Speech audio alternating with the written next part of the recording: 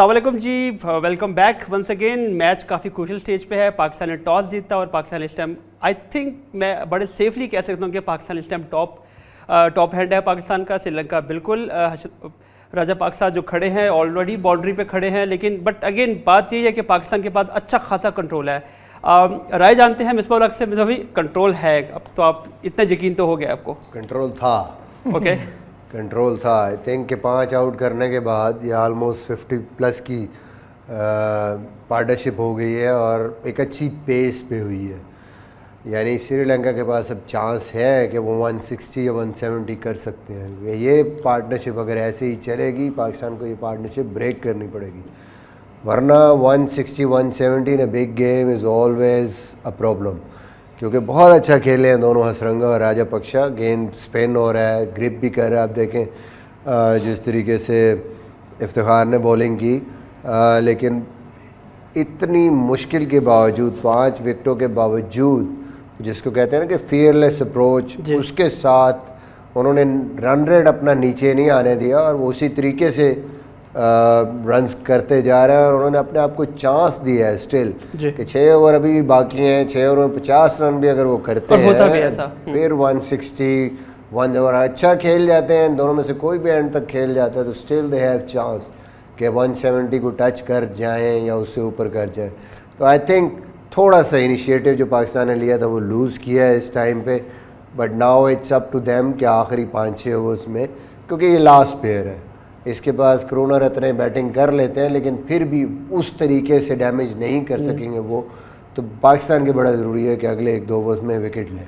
Sir भाई इफ्तिखार का move तो ज़ाहिर है काम किया उसने रोक के भी रखा राजा पाक साहब को, लेकिन आपका जो बेस्ट बॉलर है इस पूरे टूर्नामेंट में सोफान मोहम्मद नवाज़, वो अभी तक उनको ओवर नहीं दिया गया।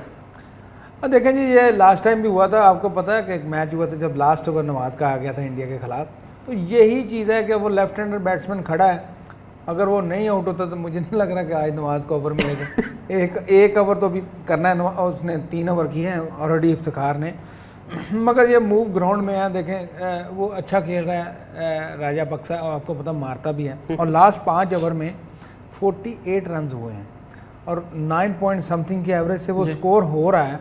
तो उसमें फिर मोहम्मद नवाज़ जब तक वो आउट नहीं होगा लेफ्ट हैंडर, मुझे नहीं लग रहा कि कप्तान उसको बॉलिंग दे पाएंगे। बट ये है कि अभी अब आपको टैकिंग अपने बॉलर वापस लेके आने हैं जो विकेट टेकिंग बॉलर है। अगर वो विकेट लेते हैं, क्योंकि ये आखिरी सेट खेल रहा है, अगर इसको आउट कर लेते हैं, अब बॉल लेट हो गया, अब जल्दी लगाएं ताकि विकेट मिल सके पाकिस्तान को। अगर ना विकेट मिली तो स्कोर वो डेंजर जोन उनका तो निकल चुका है, हम डेंजर जोन में आना शुरू हो जाएगा। थोड़ी जो मोमेंटम हमने लिया था वो आस्ता आस्ता ना फेड अवे होता जा रहा है।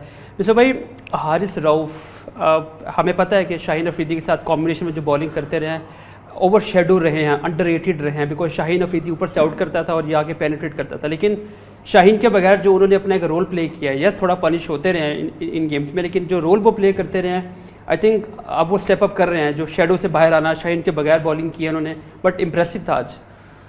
देखिए शुरू से ही जब से वो आया है जो इस तरह की बॉलिंग, नो डाउट कि वो उसको इतना एक्सपीरियंस नहीं था, तो वो नया बॉल जब भी उसने किया है, उसने अव्वल तो ब्रांड ने बॉल किया है नहीं। जिन मैचेस में किया है, अगर पहला या दूसरा ओवर, तो उसने भी आउट किए जी।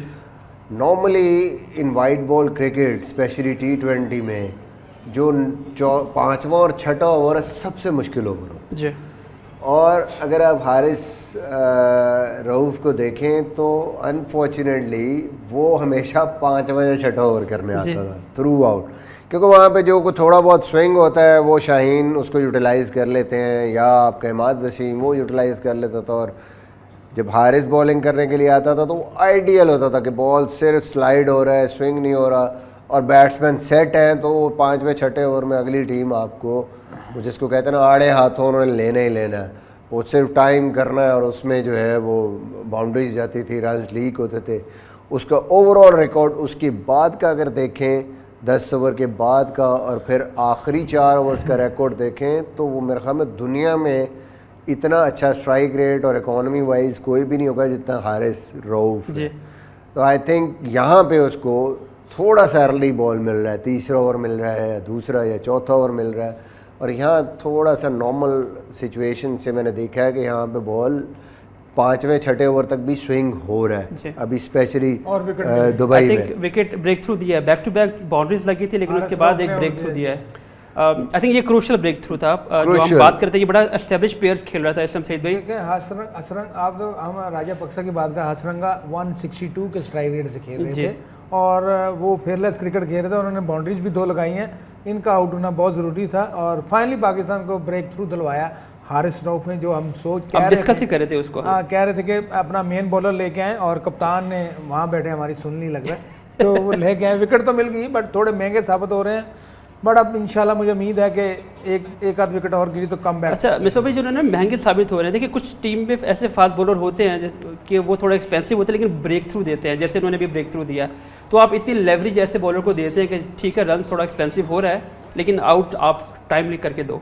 देखिए वो game in the context of the game आप देखें ना कि यहाँ पे 180 रन आराम से चेज हो रहे हैं, तो इट मीन्स कि 9 एंड ओवर तो फिर अलाउड है ना हर बॉलर को। या तो अगर 9 एंड ओवर के साथ कोई बॉलर आपको 2 या 3 या 4 मेन विकेट्स लेके देता है, तो इट मीन्स कि वो बाकी टीम को एक साय ऑफ रिलीफ मिल रहा है उससे, जी वरना अगर वो आउट ना हो तो दूसरे बॉलर्स के लिए बड़ी मुश्किल हो जाए। आई थिंक ओवरऑल, और फिर आपने ये भी देखना है कि प्रेशर ओवर्स करता है जो बॉलर। या तो मैंने पहले बात की कि Death over में करता है, 5वां 5वां 6ठा, छठा, फिर जी। डेथ में 2 ओवर आपने करने हैं। डेथ में क्यों आजकल होता है कि 50 रन भी आखिरी 3 ओवर्स में हो, 4 ओवरों में 60 रन भी हों, तो मोस्टली हम क्या कहते हैं 70 to 80% batting side is winning. वो गेटेबल होते अगर हैं उनके पास उनके बैट्समैन कोई भी 2 खड़े हुए हैं और वो खेल रहे हैं, तो दैट शोज़ यू कि भाई 10 से नीचे अगर कोई बंदा उस टाइम पे आके रन्स दे रहा है तो वो आउटस्टैंडिंग बॉलिंग कर जी। रहा है। तो 9 एंड ओवर या 8.5 की जिसकी इकोनॉमी है, तो फिर और वो क्रूशियल ओवर्स कर रहा है, तो इट मींस कि ही इज डूइंग इस जॉब वेरी वेल डन। बिल्कुल। हसनैन बॉलिंग एक्शन के बाद वापस आए हैं सईद भाई से, बिकॉज वो ज़्यादा रेलिवेंट है, बिकॉज आपने भी वो स्ट्रगल टाइम गुजारा है। हसनैन पे जो उंगलियां उठी, एक्शन क्लियर किया, वापस आए। आज 3 ओवर में 33 रन, उनको 10 की एवरेज के करीब करीब उनको रन्स पड़े हैं। उनका जो कमबैक देख रहे हैं बॉलिंग एक्शन चेंज करने के बाद, कैसा चल रहा है आपको लगता है? एक्चुअली थोड़ा बहुत प्रेशर होता है, वो एक्शन क्लियर करने के बाद वो 100 में भी वो खेल रहे थे और वहाँ पे उनका थोड़ा कॉन्फिडेंस लेवल बेहतर हुआ, जिसकी वजह से उनको चांस मिला यहाँ पे एशिया कप खेलने में। एक्चुअली हसनैन ने कोई बुरी बॉलिंग नहीं की, आज थोड़ा सा आगे बॉल को पिच कर रहे थे और देखा कि नसीम शाह का बॉल स्विंग हो रहा है, तो उन्होंने, क्योंकि लास्ट गेम में उनको कहा थोड़ा पीछे कर रहे थे, आज थोड़ा सा आगे कर रहे थे। वो इन बिटवीन जो इनकी खींचा हुआ बॉल है ना, वो लेंथ अभी तक वो मिसिंग है, वो लेंथ पकड़ नहीं पा रहा वो, हाँ, जिसकी वजह से इनको थोड़ी मार पड़ी रही। ये एक्शन क्लियर करने के बाद वापस आना, आई थिंक वो उस सर्कल से निकल आया है और क्योंकि 5-7 मैच ये हो गए हैं, उसके बाद वो वहाँ पे 100 पे भी खेला है और वहीं पे उनका, आपको पता, ज़्यादातर लोग इशू उठाते हैं ऑस्ट्रेलिया और इंग्लैंड में, तो वो तो निकल आया है। और दूसरा जो है ना, जो फ़र्क है वो टेक्निकली वो ये फ़र्क है कि हसनैन एक तो इसकी हाइट है और दूसरा जो सबसे मुश्किल बॉल हसनैन का है वो बैक ऑफ लेंथ है, क्योंकि नॉर्मली एक्स्ट्रा बाउंस मिलता है इसको। जी। अगर आप पिछले मैच में भी देखें, जो जिस तरीके से उसने आते ही पहले ओवर में वो स्लिप लगी है, I think that was normally his normal length जो हसनैन की है, बैक ऑफ लेंथ से इसका गेंद चढ़ता है और वहाँ से बड़ा मुश्किल हो जाता है खेलना। आगे से जब ये बॉल करता है तो उस तरीके से इसको बाउंस नहीं मिलता, बॉल स्लाइड होता है और बल्ले में नॉर्मली अच्छा आ जाता है ऐसी पिच पे, क्योंकि आज बिल्कुल ग्रास नहीं है पिच पे।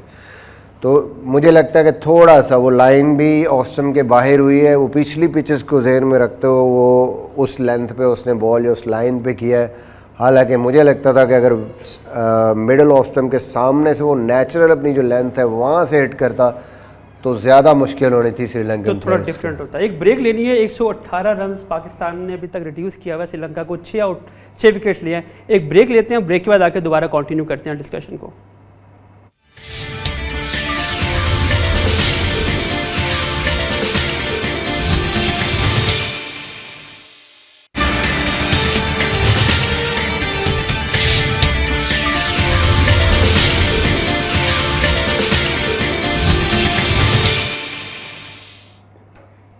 वेलकम बैक जी। खुशखबरी तो नहीं है पाकिस्तान के लिए, लेकिन एक अच्छा वेलकम नहीं है, लेकिन 118 पे हमने शो एक का ब्रेक लिया था और 141 स्कोर हो गया, 6 विकेट ही नीचे गिरे हुए हैं। आई थिंक वो राजा पाकिस्तान को जितना डीप लेके जाना चाहते हैं वो लेके जाना चाह रहे हैं और वो कर रहे हैं, वो जो करना चाह रहे हैं एग्जैक्टली हो रहा है, और इसलिए पाकिस्तान का जो एडवांटेज था, मोमेंटम था, आई थिंक पाकिस्तान ने पूरी तरह खो दिया वो।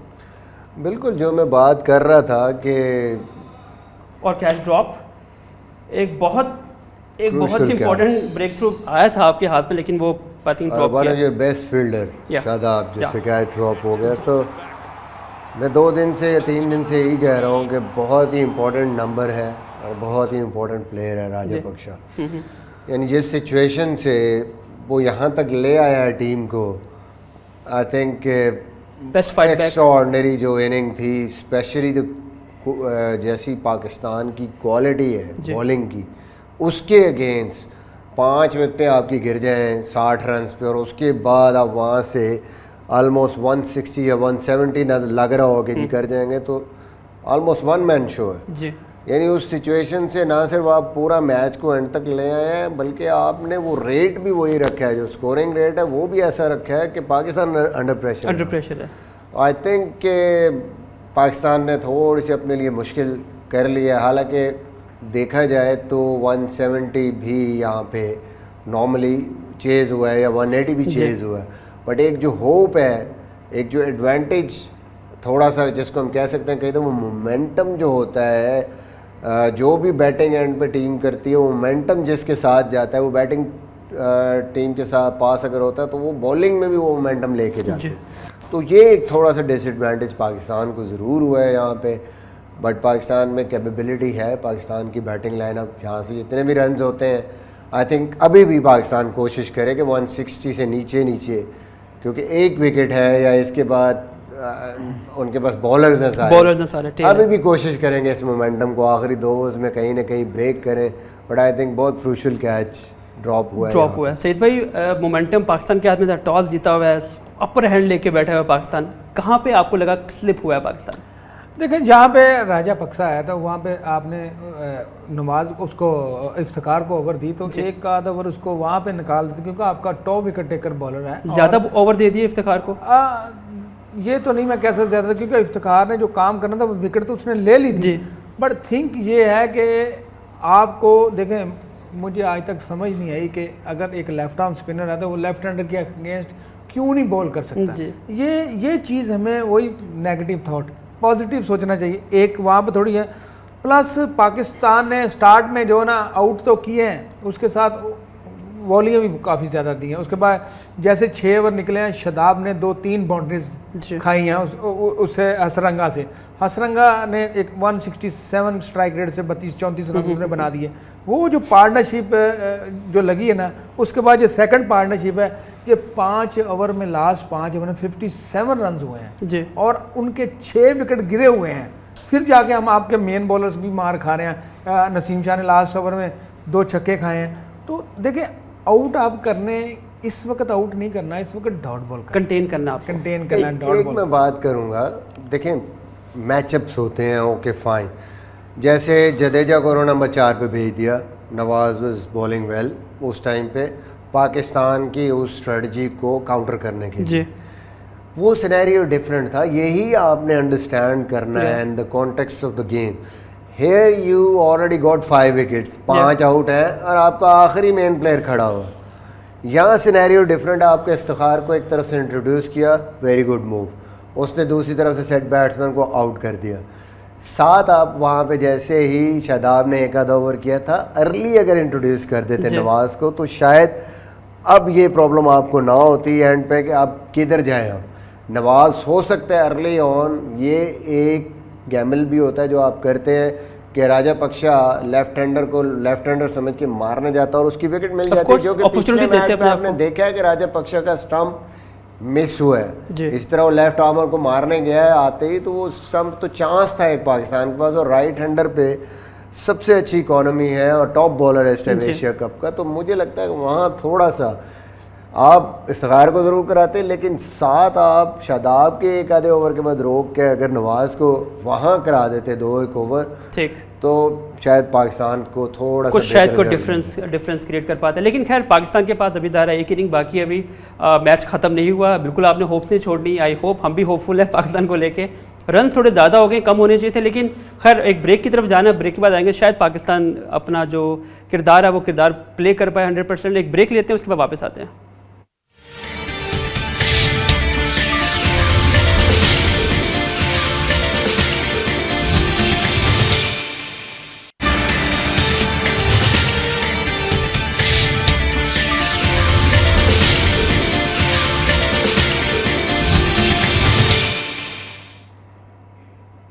वेलकम बैक जी। मुकाबला तो बड़ा है, लेकिन पाकिस्तान ने मोमेंटम खो दिया अपना। आई थिंक श्रीलंका के हाथ में वापस कंट्रोल चला गया। मिस्टर भाई, आखिरी ओवर है, अब क्या एक्सपेक्ट कर रहे हैं अब यहाँ से आप? देखिए, ऑब्वियसली जिस सिचुएशन में श्रीलंका था वहाँ से 160 रन्स करना, still 3 balls 2 balls to go, I think they will be very happy. Sri Lanka बहुत खुश होगा। पाकिस्तान ऑब्वियसली खुश नहीं होगा, बट स्टिल आई मीन कोई ऐसा स्कोर नहीं हुआ कि जी कोई विनिंग स्कोर हो गया जी। ये वो स्कोर है कि जो आप अच्छा खेल के चेज़ भी कर सकते हैं, और पाकिस्तान ये करता हुआ आ रहा है नॉर्मली, जिसके कंडीशंस हैं। फिर सेकंड टाइम पिच बेहतर हो जाती है, बॉल बल्ले पे ज़्यादा बेहतर तरीके से आता है, और फिर ओवरऑल श्रीलंका की अगर बॉलिंग लाइनअप देखें तो उनके पास जो वो बहुत ज़्यादा डिपेंड कर रहे हैं वो हसरंगा पे कर रहे हैं, ठीक शना पे कर रहे हैं। फास्ट बॉलिंग उनकी उस तरीके से नहीं है जिस तरीके से पाकिस्तान की फास्ट बॉलिंग है। बट ऑब्वियसली नाउ वो ये गेम सेट हो गई है। अब ये यहाँ से आपने अच्छा खेल के जीतना है, वरना आपके पास अब गलती की गुंजाइश नहीं है बैटिंग में। और आपकी सारी बैटिंग लाइन आप अच्छा स्टार्ट भी चाहिए, फिर आपने उस एक रन रेट को कैरी भी करना, आपके टॉप 3 में से किसी को एक बड़ा स्कोर करना पड़ेगा। I think Sri Lanka did very well उस सिचुएशन से इस तरह का कमबैक करना। सईद भाई, बिल्कुल उन्होंने अपने आप को चांस तो दिया है, बिकॉज जिस तरह पाकिस्तान ने बॉलिंग शुरू की थी चांस बिल्कुल नहीं था। अब उन्होंने अपने आप को एटलीस्ट चांस दिया फाइट करने के लिए। शादाब पहले सर पे बॉल लगा, सीधा कैच छोड़ा, फिर एक कैच जा रहा था किसी के पास बेहोशी के लिए और जाके उसमें बच गए। कई दफ़ा ये होता है, कई दफ़ा आप जो नॉर्मली क्या होता है जिसमें हम कहते हैं कि जी आपने अपने इमोशंस को कंट्रोल में रखना जी। कई दफ़ा आप ओवर चार्ज हो जाते हैं तो उसमें भी आपसे मिस्टेक्स होती हैं। तो मुझे लग रहा था कि वो एक्स्ट्रा एफर्ट के चक्कर में one of the best fielders, I mean किसी भी स्टैंडर्ड से आप देखें तो दुनिया के इस टाइम पहले या दूसरे नंबर पे फील्डर्स में से एक फील्डर होगा ऑलराउंड शादाब। चाहे वो सर्कल हो, चाहे बाउंड्री हो, चाहे पॉइंट हो, चाहे वो जिस जगह पे भी हो। थोड़ा मुझे अनयूजुअल लगा, नॉर्मली शादाब स्क्वायर लेग पे फील्डिंग नहीं करता, नॉर्मली वो लॉन्ग ऑन लॉन्ग ऑफ और डीप मिड विकेट पे फील्डिंग करता है। तो जब आप ऐसी जगह पे कई दफ़ा चले जाते हैं जहाँ आप स्क्वायर लेग थोड़ी सी डिफरेंट फील्ड पोजीशन है, आपका एंगल डिफरेंट हो जाता है। जैसे वो गया है वहाँ पे नॉर्मली आप लॉन्ग ऑन या मिड विकेट पे अकेले होते हैं, स्क्वायर लेग और मिड विकेट के बीच में गया तो वो शायद वो उसने अपनी तरफ से पूरी कोशिश की है, लेकिन उसके जहन में ये था ही नहीं कि मिड विकेट पे फील्डर होता तो वो गेंद के नीचे खड़ा। कई दफ़ा ये हो जाता है। आई थिंक ये तो पार्ट है गेम का, but overall I think as a team शायद हम इसको कहेंगे प्रेशर फाइनल का कहीं ना कहीं श्रीलंका से हम एक्सपेक्ट नहीं कर रहे थे कि इस सिचुएशन से ऐसा फाइट बैक करेंगे। बिल्कुल। तो वो प्रेशर आप पे आता है, और वो हमें नज़र आया कि आखिरी 5-6 ओवरों में हमने, मुझे लगता है 20 से 25 रन ज़्यादा हो गए। उस कमबैक के बाद भी हम वो रोक सकते थे जो श्रीलंका ने किया। सईद भाई 170 रन स्कोर किए पाकिस्तान ने, 58 पे 5 आउट थे। 58 से 5 आउट के बाद ये जो बाकी रन हुए ये उन्होंने, ये प्लस है बेसिकली उनके लिए। ऐसे मोमेंटम में जब एकदम से आप साइकोलॉजिकली आप डाउन हो जाएं, जहाँ से आपको देखिए 170 रन इतने स्कोर नहीं है जो बार बार इन्होंने इंसिस्ट भी किया है कि जो ना हो सके, लेकिन ये फाइनल है, क्रूशियल स्टेज से मोमेंटम छोड़ के आप मोमेंटम उनके हाथ में गया है, तो ये कहीं जाके पाकिस्तान को डिस्टर्ब तो नहीं करेगा? देखिए ऑफकोर्स करेगा तो सही। 170 रन ये बुरे स्कोर नहीं है, ये मैं ये नहीं कह रहा कि बहुत ज़्यादा रन हो गए हैं। रन ठीक है, मगर इस विकेट के हिसाब से इस सिचुएशन में जहाँ पे पाकिस्तान ने ऊपर से इनके 5 आउट कर लिए, ये 170 करना उनकी एक्सीलेंट एफर्ट है, बहुत मज़ेदार उन्होंने बैटिंग की है। अब तो पाकिस्तान को ये करना है। क्विकली मुझे बताएगा कि 170 चेजेबल है आपको लगता है? बिल्कुल ऑफ कोर्स चेजेबल। मिसबा भाई आपके लिए चेजेबल है बिल्कुल, लेकिन पाकिस्तान को ब्रेक करना पड़ेगा इसको। फर्स्ट 6 ओवर्स ठीक है। Important start and then bowlers को अकॉर्डिंगली प्लान करना पड़ेगा उनको। सर्टेन बॉलर्स के अगेंस्ट आपने कैसे खेला। चले हमारा टाइम यहीं पे ख़त्म होता है।